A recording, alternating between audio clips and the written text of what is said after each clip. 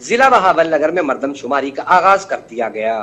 Deputy commissioner Bahawal Nagar محمد اظہر حیات نے خانہ شماری کا نمبر لگا کر افتتاح کیا۔ بہاول نگر ضلع میں 25 اپریل سے 25 مئی تک مردم شماری کا سلسلہ جاری رہے گا، جس میں پاک فوج اور سول ملازمین حصہ لیں گے۔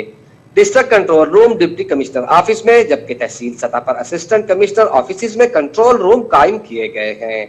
محمد ارشد چودھری کو district incharge Pakistan bureau of شماریات تعینات کیا گیا ہے۔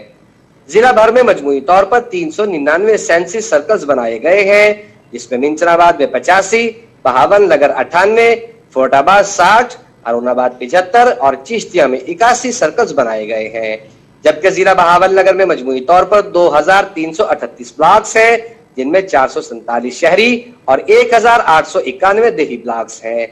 ضلع بھر میں مردم شماری کے 49 سپریڈنٹ اور ریزرو میں 5، جبکہ سرکل سپروائزر کی تعداد 401 اور ریزرو میں 40 اور مردم شماری کے سول شمار کنندہ 1169 اور ریزرو میں 116 شامل ہیں۔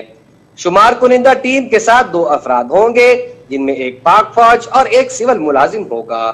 یہ ٹیمیں 25 اپریل سے 27 اپریل تک عمارتوں پر نمبر لگائیں گی اور فارم 1 پر اندراج بھی کریں گی۔ وفاقی حکومت کی جانب سے اسسٹنٹ کمشنرز کو CDO سینس، جبکہ ڈپٹی کمشنر کو ڈسٹرکٹ سینس کوآرڈینیٹر مقرر کیا گیا ہے۔ کیمرہ ٹیم کے ساتھ عرفان ہاشمی، بہاول نگر۔